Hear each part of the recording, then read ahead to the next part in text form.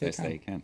Thank you very much, Stephen. Sorry, we apologise. Stephen Carroll with the Business of France Lancat. Stephen was talking about the Strategic Council, that's what it's called, of Attractiveness that François Hollande is hosting today. Flo's talking about it as well, aren't you? That's right. It's a very weird name for that council, but it's what the French press is focusing on today. It's a very serious meeting, and if you take a look at the front page of Le Figaro today, they call it a call to international businesses, basically come and invest in France, come and create jobs here. Now, according to Le Figaro, fresh back from his trip to the States, Hollande is meeting with these 34 international business leaders from 5 continents as part of a charm offensive, basically to show that he really means business about his social democrat turn that he's taken since the new year. Now, Le Figaro in their editorial is really pinching themselves. They say, is Hollande really rolling out the red carpet for these international business leaders? This is crazy, but Le Figaro says even though it's about time he did this, in a way it almost seems too good to be true, and according to Le Figaro, you really need to see it to believe it. So far, the revolution is just a bunch of words.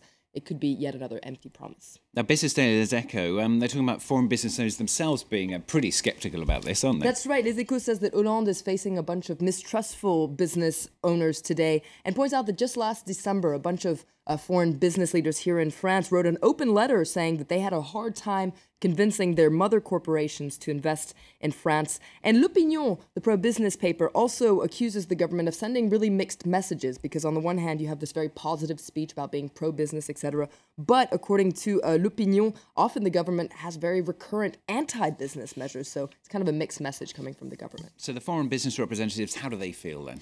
Well, there are a couple that have been speaking in the press today. Let's take a look at a couple. There's Clara Gaimard. She's the president of General Electric France.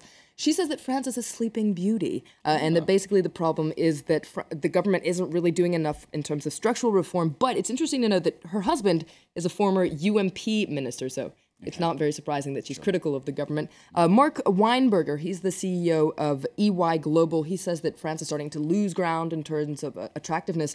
But he also was in the Bush administration, so it's not surprising that he'd be critical of a socialist government. Little more hope in some of the papers you Yes, found. there's a little bit of hope in Le Parisien aujourd'hui en France. They say, yes, France can be more attractive, even though Aujourd'hui en France points out the situation is pretty depressing in terms of foreign investment, which has been really decreasing in France. But France has a lot going for it in terms of qualified labor and all sorts of sectors like the luxury sector, etc., that can pull the economy up. And Les Echos points out that France is starting up again. They say that the government is banking on a 0.9% increase in GDP, and according to economists in Les Echos, this could be very possible. What about François Hollande then? His opinion polls doing better?